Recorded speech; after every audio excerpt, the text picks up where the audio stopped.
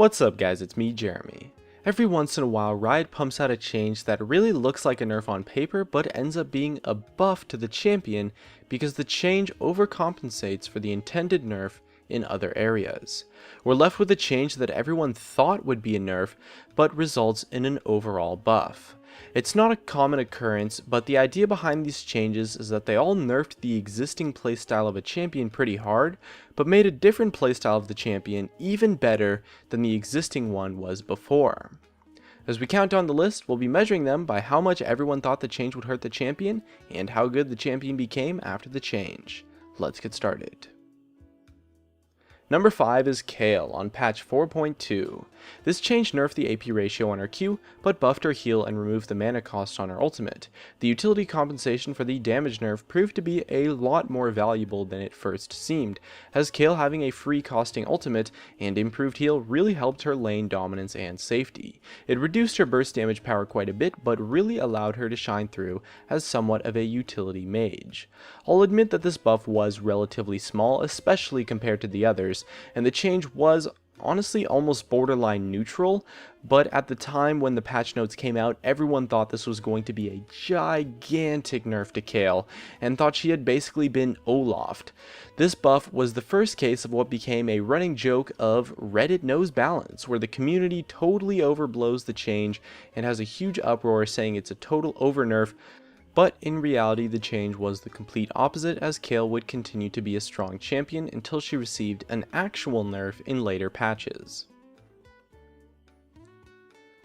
Number 4 is Fizz on patch 5.2. This change completely wrecked the AP ratios on his Q and W, as well as the base damage on his Q, and also caused his Q to be avoidable when you dash out of the range. With the removal of Deathfire Grasp on that patch as well, a core Fizz item, everyone thought the Fishy Assassin was just about washed up. However, the change gave him some percent health damage and a 20% damage amplifier on his ultimate, causing AP Fizz to fall out of the meta, but AD Bruiser Fizz to rise up as an extremely powerful option. The Bruiser Force brought to the table a super tanky but still slippery and mobile force of strong mixed damage that became a crazy counterpick to the tank meta and gave us quite a dominant performance after a change of what most thought would completely destroy his kit, since AP Fizz was all that had ever really been seen up until that point, and not many expected the power of AD Fizz. At number 3, it's Kha'Zix on patch 4.3. This change nerfed the damage of his Q by a ton and destroyed the AD ratio on his E, and many thought it was going to be the death of the prominent mid lane assassin. However, by also causing his evolved ultimate to make the stealth last for 1 second longer, Insec popularized a build of what came to be known as reverse tank Kha'Zix.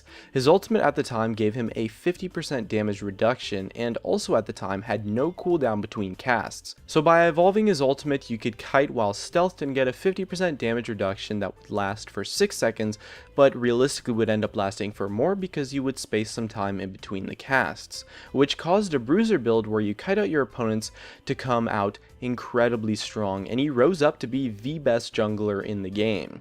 The build was super dynamic while still having tons of damage, to where the utility totally wrecked everything and he was nearly unkillable while still having the mobility and the power of a typical assassin.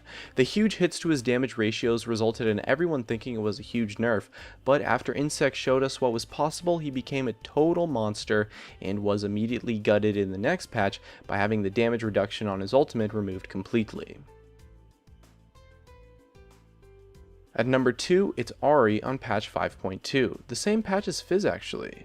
In this patch, Ahri had the damage of her burst combo nerfed by about a full 30% or so, and combined with the removal of Deathfire Grasp, everyone thought the kit of this AP assassin was totally gutted and that she would have no chance of succeeding. However, with a few quality of life changes, improvements to the targeting of her W and ultimate, and some movement speed on her Q, the change showed us just how valuable a little bit of utility really is. The small amount of utility she received turned her into a strong, reliable poke and kite mage that could control teamfights, dominate roaming, and have a super safe time in lane. The new playstyle for Ahri proved to be not only easier to play, but much stronger as her win rate skyrocketed to between 57 and 58% on that patch. She became the best champion in the game by far, and was quickly toned down in the following patches. And number 1 is Lucian on patch 4.12. By nerfing his range down to 500, everyone expected this lane dominant AD carry to have his kit just be completely destroyed, as the nerf to his auto attack and Q range seemingly wrecked what made him a strong pick in the first place as a powerful lane bully.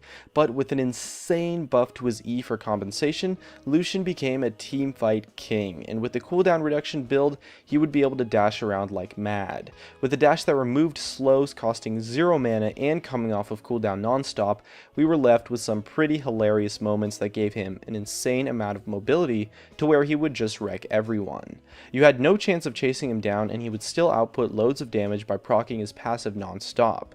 Looking at the clips I'm showing right now, he really was totally ridiculous.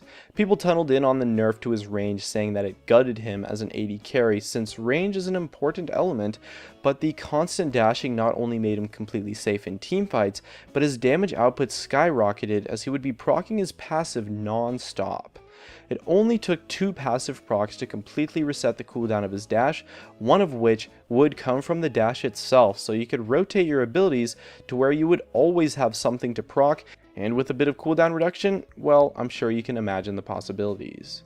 The combo of everyone thinking it would completely destroy Lucian and the actual insane amount of strength this change gave him makes Lucian on patch 4.12 the biggest buff that was supposed to be a nerf in League of Legends history. Engaged into a game that he sure to lose. Major symptomatic fecal flaws due to twisting gutter flips and bats and forth and it's time. I know it takes a mighty dose of faith, but keep in mind we just skip the ship well far along the way. Divine